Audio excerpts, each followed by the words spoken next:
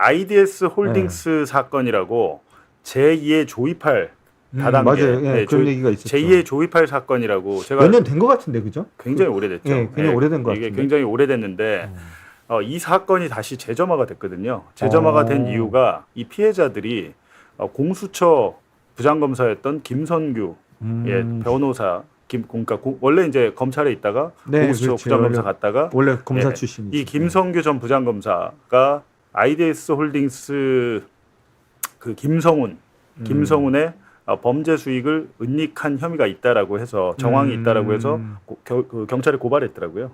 예, 경찰에 고발을 해서 이 사건이 네. 다시 수면 위로 올라왔는데 제가 보니까 이 사건 되게 오래된 사건이거든요. 네. 2014년부터 시작된 사건인데 이 김성훈이라는 사람이 지금 징역 15년 받고 감옥에 있거든요. 예, 감옥에 있는데 그 안에서 네. 돈을 그러니까 많이 이게 피해 규모가 1조가 넘어요. 네. 예, 1조 1천억 정도 되는데 이 돈이 다 싹 다 증발했을 리는 없잖아요. 그렇지. 예. 뭐 어디 뭐 빼돌려거나 했겠지. 이 범죄 수익을 숨기는데 만약에 이 김성규 전 부장검사가 공수처 퇴직하자마자 김성훈의 변호를 다시 맡습니다. 진짜로? 공수처 가기 전에도 변호사 자기 법무법에 변호를 맞아요. 하다가 그러니까 검사하다가 나와서 변호사 하다가 공수처 부장검사가 됐거든. 네, 네, 그렇게 했는데 결국에는 공수처를 그만두자마자 다시 그 김성훈의 변호를 맡았는데 근데 그 과정에서 여러 가지 녹음 파일과 편지들이 최근에 확보가 돼가지고 이 사건에 대해서 그 뉴탐사 권지현 기자하고 뉴스타파 전혁수 기자가 오랫동안 취재했더라고요. 네, 저는 이 사건을 잘 모르다가 아니 근데 범죄 수익을 은닉하는데 전직 검사가 이게 연루가 있다라고 하면 이거 되게 골 때리는 사건이잖아요. 그렇죠. 예, 그래서 이제 요거에 대해서 한번 좀 알아보겠습니다. 다른 언론에서는 사실 주목을 안 하더라고요. 이 고발했다는 거에 대해서. 근데 그 김성규 전 검사 이분 되게 골 때리는 분인데 좀 잘 아신다면서요? 아니 뭐 나는 내 개인적으로 아는 게 예, 아니라 김선규 검사 예. 제가 이분이 뭐 많은 분들이 모르실 텐데 예. 공수처 부장검사로 있으면서 윤석열 라인이라고 얘기를 많이 들었어요. 예. 공수처에 들어갈 때도 그랬고 그러니까 공수처에서도 윤석열 정권을 좀 봐주기 수사하는 데 앞장섰다는 얘기가 많았고 하여튼 뭐 김성규 같은 검사는 하여튼 말이 많았던 분이죠. 예. 전 공수처장이 그 김선규 네. 공수처 부장검사였던 분인데 1조 사기범 IDS 사건 김성훈에 대한 재산 은닉을 했다라는 혐의로 고소를 당했어요. 경찰에 고소를 당했는데 김성규 검사를 네. 고소를 한 거예요? 네, 피해자들이 고소를 한 건데 김선규가 이제 공수처에 가기 전에 이미 그 김성훈의 변호를 하고 있다가 공수처에 갔다가 나와서 다시 이런 식으로 이분이 그럼 공수처 검사로 가기 전에 김성훈 씨의 변호를 맡고 있었고 그걸 중단하고 검사 됐다 나와서 또 맡았다고? 그렇죠. 그러니까 원래는 검사였고 전주정은 부장검사까지 했잖아요. 그렇죠. 검사하다가 퇴직하고 변호사하다가 IDS 홀딩스 김성훈의 변호를 맡았다가 공수처 부장검사를 했다가 나와서 다시 맡은. 근데 이분이 저는 어떻게 채용이 되는지 모르겠는데 하여간 이분이 주범 김성훈을 변호했는데 피해자들이 지금 이 김성규를 경찰을 고소했는데 이 김선규 전 부장검사의 부인의 법인의 명의로 잠원동에 서울 잠원동에 120억 원대 건물을 샀어요. 6층짜리인가 건물을 샀는데 이게 김성규 게 아니고 이 자금 출처가 김성훈의 차명재산이라는 주장을 지금 하고 있고 관련한 증빙도 첨부를 했는데 제가 보니까 정황 혐의는 있습니다. 보니까 그게 있는데 근데 IDS 홀딩스 사기 사건 아시는 분들도 아시겠지만 이게 보니까 무슨 홍콩의 뭐라고 하죠?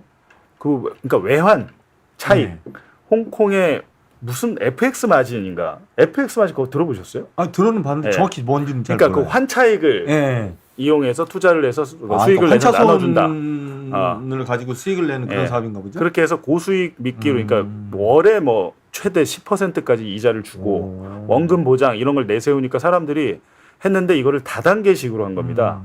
투자자 당신이 또 친구 데리고 오고 하면 거기에 또 어떻게 또 돈을 더 얹어주고 뭐 이런 식으로 다단계식으로 해서 제2의 조이팔 사건으로 불리는데 피해 규모가 1조가 넘어요. 1조 1천억 정도 되거든요. 엄청나잖아요. 엄청난데. 엄청난데 이게 더 쇼킹한 사실이 있더라고요. 저 이 사건 잘 모르다가 최근에 좀 보니까 이분이 근데 이렇게 하고도 징역 15년밖에 안 받았거든요.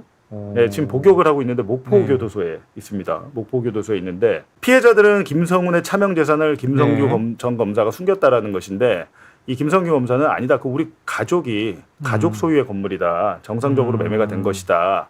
김성훈 돈 10원도 안 들어왔고 보니까 건물 앞으로 해서 그 담보도 은행 담보도 대출 담보 그러니까 저당도 잡혀 있나 봐요. 이렇게 이제 하고 있는데 피해자 측에서 그 옥중 편지를 그러니까 옥중 편지가 뭐냐면 김성훈이 교도소에서 제3자에게 보내가지고 저 건물 매각을 저 건물 매각과 저 건물의 그 임차료 보증금을 언급하는 그러니까 쉽게 편지가 말하면 있어요. 명의는 김성규 검사 명의로 되어 있는 건물인데 아니, 그 부인의 회사. 그 이제 김성규 부인의 회사가 갖고 있는 걸로 되어 있는데 겉으로는 이 건물하고 아무 관계도 없어 보이는 김성훈이 감옥에 있는 김성훈이 이 건물을 뭐 파네 안 파네 뭐 임대를 어떻게 하네 이런 얘기를 하고 있다는 얘기죠. 그렇죠. 감옥에 있는 진짜. 김성훈이 제가 이제 조금 이따 보여드릴 텐데.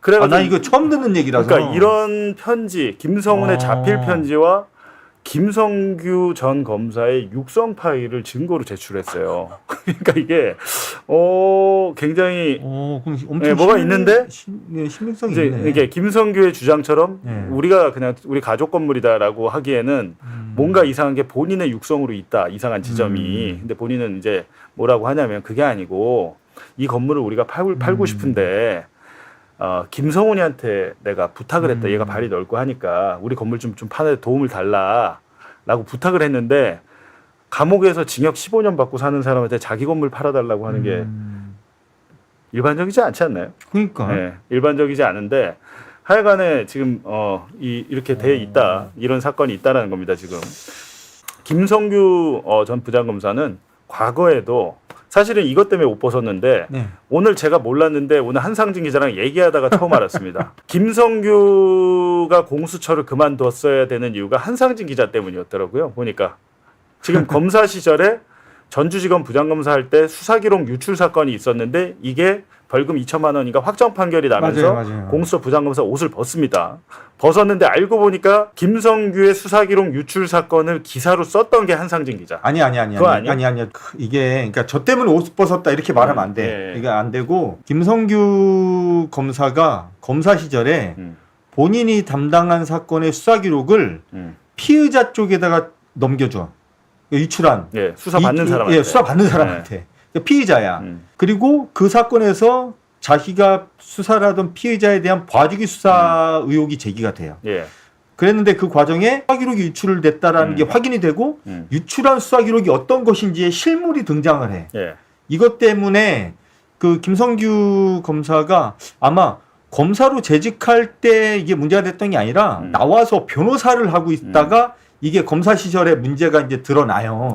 그래서 기소가 돼.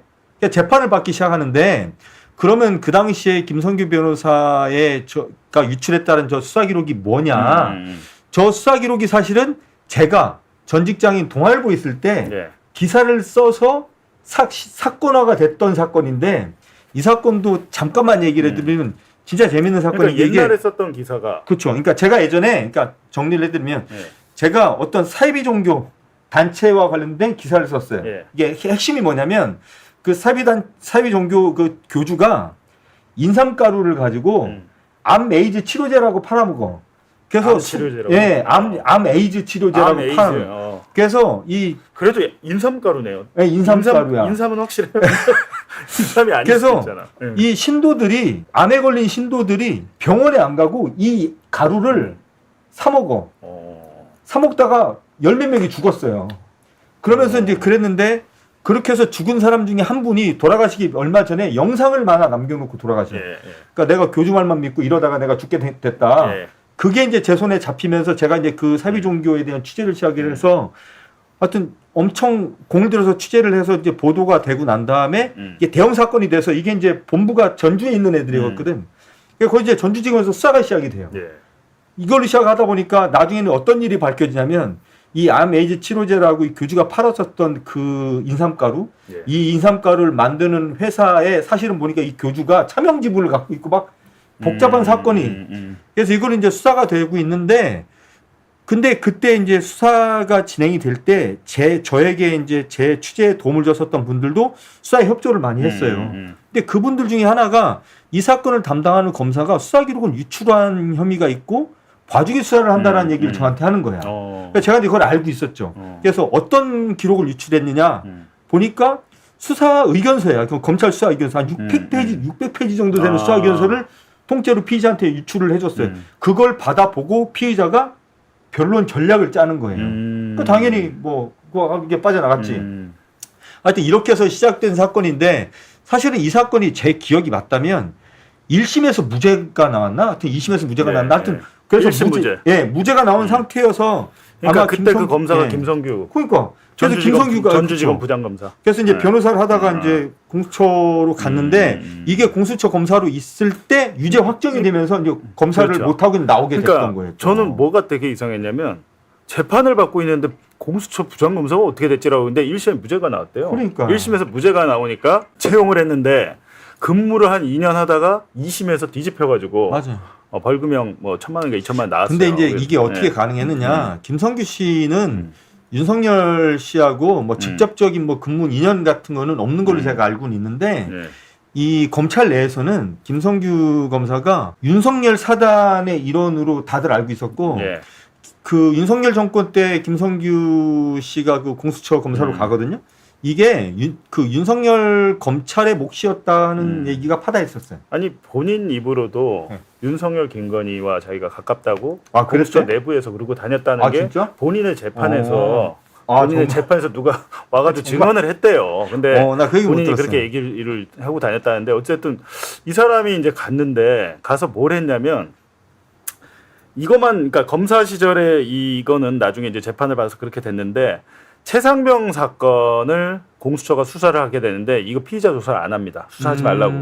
왜? 총선 끝날 때까지 피의자 부르지 말라라고 이제 밑에 수사관하고 검사들한테 지시를 한 거예요. 이걸로 지금 최상병 사건 수사 방해 의혹 기억났다. 예, 나도. 지금 이걸로 재판을 맞아요. 이걸로 기소가 돼갖고 재판을 받고 있는데 구속은 또 피했어요. 예, 불구속 기소가 돼서 최상병 사건 덮으려고 했다가 그 최상병 특검법이 통과가 되니까 야 이렇게 되면 특검법을 윤석열이 거부해야 되는데, 그러니까 대통령이 거부할 수 있잖아요. 제2요구권을 행사해야 되는데 그 명분이 되려면 다시 공수처가 수사를 해야 된다 그러고 그때 다시 부르라고 그랬대요. 그러니까 장난을 치다 이런 것들이 지금 기소가 된 상태입니다. 예, 기소가 된 상태. 하여튼 참 희한한 분이야. 참 사건이 많네. 예. 그러니까 복잡하게 사네. 이런 직권남용 혐의로 지금 재판을 받고 있다는 겁니다. 근데 아이디에스 홀딩스 사건이 되게 오래됐잖아요. 네. 이게 지금 기억났다. 10년이 넘은 예. 경찰, 10년이 넘은 사건인데 이 사건을 수사를 할 때 경찰과 검사들이 엄청나게 도움을 줬더라고요. 협조를. 그래서 원래 이 아이디에스의 김성훈 대표가 윤모 경위랑 친했대. 원래 친했는데 기억나요. 이 윤모 경위가 김성훈 수사를 하고 있는데 경찰이 하고 있는 수사 정보를 다 흘려주고 돈을 저렇게 받고 징역 5년이 확정돼서 이제 감옥에 갔고 지금 나왔겠네요 지금. 근데 이 과정에서 윤경희를 영등포서 진흥팀으로 보내줘야 되는 사건 담당자를 만들어줘야 되는데 이거를 구은수 전 서울경찰청장이 기억나요. 저도. 개입이 됐다 해가지고 예. 서울경찰청장을 잡습니다. 검찰에서 잡는데 이때 잡았던 중앙지검의 중앙지검장이 윤석열이었어요. 예, 윤석열이어가지고 전 서울경찰청장이 구속 기소되는 사건이 있었는데 보니까 경찰은 보다 더 심각한 건 검사였어요. 이건 뉴스타파에서 죄수화 검사 시리즈로 보도를 했었는데 뭐냐면 김영일 검사가 윤석열 라인 검사입니다. 김영일 검사가 이 수감 중인 김성훈을 검사실로 35차례인가 엄청나게 불러요. 불러가지고 전화도 하게 해주고 먹을 것도 사주고 공범들끼리 아니면 막 이렇게 범죄자끼리 다 모아서 모아놓고 서로 또 다른 범죄를 모의하게 만들고 그래서 피해자를 2번 울립니다 이때. 그때 검사실을 불렀더니 또 김성훈이었구나. 네. 그렇게 해가지고 여기서 범죄 수익 은닉이 이루어져요. 검사실에서 막 전화를 하게 해주니까 외부에 전화를 해가지고 뭐 50몇억 원을 어디로 빼돌리고 그게 이제 2번의 범죄 수익 은닉이 검사실에서 김영일 검사가 편의를 봐준 걸로 이루어지는데 이때 당시 법무부가 이제 이게 나중에 알려지니 피해자들이 얘기를 해서 이 녹음 파일이 하나 나왔어요. 검사실 전화로 한 녹음 파일이 밖에 유출이 되니까 그걸 수사를 했는데 그러니까 수사를 해서 뭐 어떻게 처분했는지 모르겠는데 견책 징계를 하고 끝냅니다. 법무부에서. 그리고 피해자들이 이 김영일 검사를 공수처에 증거 불충분 공수처에 고발을 해요. 김영일 검사가 범죄 수익 은닉을 도왔다라고 해가지고 했는데 공수처에서 이거를 무혐의 종결 처리, 불기소해 버립니다. 불기소. 근데 저게 이제 2025년 6월이잖아요. 네. 그래서 이 피해자들은 야 김성규가 이거 힘쓴 거 아니야? 그럴 수 있겠네. 라는 생각을 하는 거예요. 네. 그리고 좀 전에 봤던 그거 있죠. 구은수 네. 전 그 경찰청장 의 변호인이 누군지 압니까? 오동훈이라고 아세요? 공처장? 오동훈 공수처장이 구은수의 변호인이에요. 언제? 공처장 되기 전에? 오동훈 공수처장이 공수처장 되기 전에 변호사를 할 때 구은수, 그러니까 IDS 사건을 잘 알 수밖에 없잖아요. 네. IDS 사건을 너무 잘 알아. 근데 이 사람이 공수처장이 되고 김성규는 공수처 부장검사가 된 거야. 근데 공교롭게도 이 김영일 검사를 공수처의 피해자들이 고발을 했는데 이거를 덮어줍니다. 사실상. 이거는 외부에 증거가 다 있잖아요. 녹음 파일도 있고 증언도 있고 모든 게 다 있고 언론의 보도도 자세하게 됐는데 이거를 그냥 덮어버려요. 아니 김영일. 오동훈 처장은 지금도 공처장 아니에요? 맞아요. 맞잖아요. 네, 오동훈 지금 재판받고 있잖아요. 네. 공수처에 지금 김성규 전 부장검사도 있지만 송창진이라고 또 전 부장검사, 있지. 예, 그분이 누굽니까? 그 도이치모터스 사건에 이종호, 맞아요. 이종호를 변호를 했었는데 변호를 안 했다고 국회에서 위증을 했는데 그거를 바로 그러니까 위증 범죄 혐의가 포착이 되면 대검에 공수처 검사의 비사실을 통보해야 되는데 오동훈 처장이 그걸 안 한 걸로, 그걸 안 해가지고 오동훈이 지금 재판을 받고 있는데 그것과 별개로 오동훈과 김성규는 IDS 사건 관계자들을 변호했던 사람들. 이게 다 엮여 있습니다, 이게. 그러네. 근데 김영일이 여기서 끝나는 게 아니죠. 김영일이 누구냐? 김영일은 윤석열 서울중앙지검장 시절에 그렇지. 특수수사 라인에 있으면서 대검 수사 정보 1담당관을 하고 언론에서는 이른바 이제 윤석열 사단으로 분류가 되고 가장 중요한 게 이거죠. 윤석열이 집권을 하고 나서 수원지검 2차장 검사로 갑니다. 수원지검 2차장 검사로. 왜 가냐? 대북 송금 수사를. 맞아요. 이재명 대통령 대북 송금 수사를 실무에서 지휘했던 게 김영일 2차장 검사예요. 아이데스 사건 때는 김성훈이 막 수십 차례 불러다가 거기서 또 다른 범죄를 하게 만들어주고 쌍방울 대북 송금 사건 때 2차장 검사로 누구를 지휘했냐? 박상용이. 박상용 검사를 상급 지휘자였다. 박상용 위가 김영남 형사 6부장이고 그 위가 김영일 2차장이었다라는 겁니다. 쌍방울 사건을 우리가 조작했다라고 만들어냈다라고 할 때 그 그림을 그리고 설계도를 그린 것은 김영일인데 김영일은 왜냐하면 김영일은 추미애 앞에서 윤석열이 대놓고 훌륭한 검사, 수사 잘한 검사 칭찬을 했던 검사예요. 이게 잘 안 풀리니까 김영일을 투입해가지고 대북송금 사건을 만들고 그리고 박상용이가 많이 했던 게 뭡니까? 수감 중인 그치. 피의자를 수십 차례 출정을 시켜가지고 그려내잖아요. 협박하고 협박하고 그런. 그걸 누가 했어요? IDS 홀딩스 사건에서 김영일이 했던 방법이에요. 그게 박상용이가 김영일한테 보고 배운 거예요. 이 사건은. 그러니까 자기 선배 검사가 이미 IDS 홀딩스 범죄자들을 불러다가 없는 사건도 만들고 있는 사건도 하고 뭐 해가지고 편의도 봐주고 뭐 연어의 술 파티 뭐 그런 식으로 음식물도 시켜주고 맛있는 것도 주고 이렇게 했는데 김영일이 이거를 이미 했던 사람인데. 이거 지금 기자들이 좀 취재를 해보면 네. 재밌겠다. 박상용이 이걸 보고 배운 거예요 지금. 김영일이 했던 거를. 근데 이 김영일이 IDS 사건에 관련돼 있고 아까 그은수 청장을 잡아 넣은 게 김영일인데 김영일이 어떻게 했겠습니까? 김성훈이를 잡아다가 족쳐가지고 김성훈이가 자기 살로 분 겁니다. 그거를 불고 나중에는 없는 사건도 만들어줘야 되는 전화통화 녹음이 그래요. 우리 김영일 검사한테 사건 드려야 되는데 없는 사건도 만들어 와라 이렇게 했나 봐요. 근데 어쨌든 이 김영일이 대북송금 사건이 있었고 박상용의 상관이었다라는 겁니다. 재밌네. 네, 이게 재밌죠? 배우들이 좋네. 그러니까요. 배우들이 좋아. 제가 보니까 이 사건을 지난 10년, 13년간의 기록을 보니까 더 황당한 게 뭔지 아세요? 뭐야, 김성훈이가 네. 요건 또 이제 설명을 좀 해드려야 돼. 김성훈이가 처음에는 1차는 사기 사건이 있었어요. 600억대. 네, 600억대. 1차는 사기 사건. IDS 사건이 그러니까 작은 사기 사건. 한 6, 700억대. 6, 700억. 안 나오는데? 하여튼 6, 700억대. 사기 사건이 있었는데 이걸로 수사를 받고 재판을 받습니다. 재판을 받는데 검찰이 불구속해요.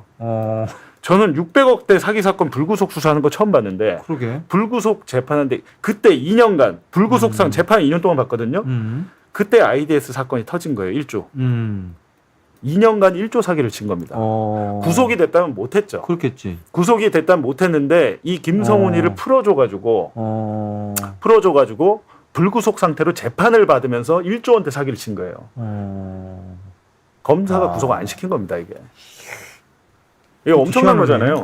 그런데 이게 이제 IDS 홀딩스 600억대 사기칠 때 2014년 네, 창립 7주년이에요, 이때 이미.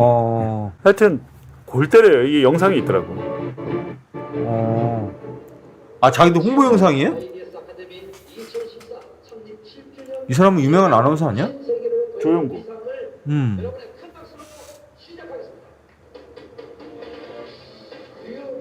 IDS 아카데미 회장님께서 입장하고 계십니다. 김성훈 IDS 아카데미 대표 이사님께서 입장하고 계십니다. 유한열 주식부 님께서 입장하고 계십니다. 박수현 보안부장님께서 입장하고 계십니다. 김성훈이 누구야? 아, 저 뒤에 두 번째? 아니, 세 번째. 세 번째? 네, 세 번째.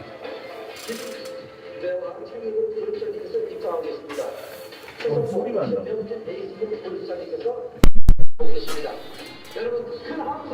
이 사람이 이제 회장이라는 사람인데 김성훈은 이 사람입니다. 이 사람. 네. 연예인들이랑 정치인들을 동원해가지고 이게 이제 700억 정도 되는 사기 사건을 벌일 사기. 당시 1차 사기 사기를 사건 때. 벌일 때 연예인들과 정치인들을 대거 동원해가지고 저렇게 하다 보니까 믿을 수밖에 없는 거죠. 그래갖고 피해자가 10,000명이에요. 10,000명 중에 지금 스스로 생을 마감하신 분이 100명이 넘대요. 예, 저기 다 털리고. 안녕하세요. 개그맨 박준영입니다. IDS 아카데미의 7번째 창립식을 진심으로 축하드리도록 하겠습니다. 글로벌 기업으로 우뚝우뚝 뻗어나가시길 바라겠습니다. 아카데미 화이팅! 세계로 뻗어나가는 IDS의 창립 기념일을 진심으로 축하드립니다. 화이팅! 안녕하세요. 한혜진입니다. IDS 아카데미의 창립 7주년을 진심으로 축하드립니다. 앞으로도 계속 승승장구하셔서 세계적인 글로벌 그룹으로 성장하시길 기원합니다. 아이고, 이분 노래간만에 보네. 검사장 출신이라면서요? 네. 검사 출신. 유명하신 분이지, 이분도. 대표님 진심으로 축하 인사를 드립니다. 앞으로 IDS 아카데미가 성장하기를 진심으로 기원드립니다. 감사합니다. 안녕하세요. 변홍준입니다. 참으로 오랜만에 뵙겠습니다. 오늘 IDS 창립 7주년을 진심으로 축하를 드리겠습니다. 금융업계 선두주자 높이 상하기를 진심으로 바라보지 않습니다. 다시 한번 7주년. 많은 언론에서 다루긴 다뤘습니다만 중요한 것은 범죄 수익을 찾아내는 거고 만약에 범죄 수익을 숨겼다면 그 협조자들인데 만약에 전현직 뭐 검사들 아니면 뭐 경찰들 아니면 변호사들도 되게 많이 엮여 있는 것 같거든요. 그렇겠네. 근데 이런 것들이 그냥 넘어갔습니다. 여태까지. 그리고 저는 중대범죄수사청이 탄생을 하면 그리고 이제 더 중요한 거는 한번 해보면 하겠네. 이 정치인들한테도 많이 지금 수사 기록에 보면 정치인들한테 상납했다는 그 진술이 나온대요. 근데 그걸 윤석열이 그 수사를 안 했어. 당연히 정치인한테 줬을 것 같잖아요. 그렇죠. 돈이 그렇게 사기를 뭐 1조를 쳤는데 근데 그거에 대해서는 수사를 안 했다. 그리고 아까 그 김영일 검사는 전직 뭐 경찰청장, 군수청장 그 정도만 해서 검사가 경찰청장 2인자거든요. 서울경찰청장은 잡아 넣었다라는 거잖아요. 근데 그때 정치인들에 대한 수사가 안 돼 있었고 하여간에 이번에 김성규 부장검사 사건 그 범죄수익 은닉 혐의 사건을 계기로 중대범죄수사청이 이거 제대로 수사해서 은닉한 제가 보니까 편지를 보니까요. 그 김성규의 편지를 보니까 미국에서도 건물을 샀다라고 돼 있거든요. 지금 미국에서도 건물 샀다고 자기 입으로 얘기합니다. 보니까 뭐 샌프란시스코인가 어디에 건물 샀다라고 게 나오는데 요 편지는 아니 이 편지는 지금 뭐 다른 곳에 공개된 건 아니고 지금 봉 기자한테 제보가 온 거예요? 모르겠습니다. 제가 다 다른 보도를 많이 못 보고 제가 어제 오늘 급하게 사건만 쭉 봤는데 이제 저희가 계속해서 한번 해보려고 하고 있고 제가 말씀드렸지만 뉴스타파 전혁수랑 저 뉴탐사의 권지현 기자가 오랫동안 취재를 해서 잘 알고 있더라라는 겁니다. 그러니까 좀 여태까지 보도를 해도 공론화가 안 되면 그냥 묻히잖아요. 그렇지. 근데 올해 국정감사도 있고 하니까 중대범죄수사청도 탄생하고 하니까 요게 한번 제대로 다시 한번 수사됐으면 좋겠습니다. 이게 이제 그 IDS 주범 대표 김성훈이 자신의 지인 형님한테 보낸 거예요. 근데 이 지인 형님도 감옥에서 알게 된 사람입니다. 지금 이게 빌딩 얘기를 하잖아요. 네. 이 빌딩 얘기를 하면서 사려고 산 게 아니라 피치 못할 사정에 여기 자기가 지금 있잖아요. 이 빌딩은 그 김성규 네. 부인이 소유하고 김성규 있다는 부인 예. 명의로 돼 있는 빌딩인데 피치 못할 사정에 할 피치 수 없이 못할 소지하게 사정에- 된 것입니다. 이러면서 사실은 이 형님한테 이걸 팔려고 하는 것 같았어요. 이 파는 걸 좀 도와달라고 하면서 그 빌딩에 대해서 이런 편지가 되게 많아요. 이 매각에 대해서. 근데 이제 김성규 부장검사의 입장은 그게 아니고 이걸 좀 잘 팔려고 김성훈에게 부탁을 했다. 부탁을 해서. 근데 여기는 김성훈이 말도 안 되는 소리인데. 자기가 자기 거라고 지금 얘기를 하거든요. 네. 예, 자기 거라고. 자기가 소지하게 된 거라고 얘기를 하잖아요. 근데 이게 있고 녹음 파일도 뭐 하나 있는데 보니까 또 이제 두 가지가 막 고민도 해. 네. 예, 고민을 어떤 고민을 하냐. 현재 주변 시세가 3,500인데 평당이겠죠, 이게. 현재 주변 시세가 3,500인데 이거 세를 놓는 거. 임차료를 고민을 합니다. 이렇게 싸게 놔도 되나. 그래 진행 중인 뭐 매수건이 11월 초쯤 결론이 날 예정한 부분이 고민인데 지금 진행 중인 이 매수 조건은 건물을 비운 채로 양도하는 부분이 있어서요. 이 건물을 파는 것에 대해서 매수 조건까지 다 이야기를 하면서 6개월 후에는 무조건 이 건물을 비워줘야 되고 무엇보다도 2,500이라는 월세를 수용하지 않을 가능성이 매우 높다고 볼 수 있어요. 이 건물 주가 아니고서야 그러니까 자기 건물 얘기하고 있네. 예, 남의 건물 얘기한다고 보기 좀 어렵잖아요. 아니 근데 이 정도 되는 규모의 건물을 사들이고 팔고 하는 문제면 사실은 국세청이나 수사기관이 그 자금 출처 조사만 해보면 금방 드러날 일인데 이게 뭐 그러니까요. 복잡하지도 않을 것 같은데요. 그러니까 이제 수사를 해보면 이제 진실이 네. 드러나겠는데 피해자들은 이 숨겨놓은 돈을 찾아서 피해 보상을 좀 받을 수 있잖아요. 그러니까. 근데 그런 얘기입니다. 피해 보상을 받을 수 있는데 이런 것들이 굉장히 많을 것 같아요. 많을 것 같은데 제가 말씀드리지만 전직 검사, 전직 변호사 뭐 이런 사람들이 여기 다 협조하고 있다는 겁니다. 지금. 그러니까 이거는 다 잡아가지고 처벌을 해야 될 것 같습니다. 제가 있다면. 김성규 우리 전 부장검사님의 녹음 파일 하나 듣고 가시죠. 변호사님. 예, 이 대표님 좀 늦었죠? 아닙니다. 오늘 고생 많이 하셨네. 아유, 예. 우리 김 회장 조사가 있었어요, 오늘. 아, 그래요? 아유, 별건 아닙니다. 예. 전혀 별거 아니고, 조사도 네. 잘 돼서 잘 정리될 겁니다. 목포 검찰이요? 목포 무안경찰서에 있었어요. 아, 무안경찰서에서? 네, 근데 경찰관도 사건을 완벽하게 파악하고 있고, 예. 우리가 다 맞다고, 정리해서 갔어요, 아예. 아, 그러시구나. 잘 됐습니다. 아이고, 보고하고 오느라고 고생하셨습니다. 저녁에 제가 늦게 왔습니다. 아이고, 고생하셨습니다. 늦게 왔고, 예. 그래서 김 회장하고 저 얘기한 게 예. 제가 말씀드린 거 그대로예요. 두 가지를 명확하게 전달하라고 그러시네요. 첫째, 예. 140개는 좀 맞춰주라. 예.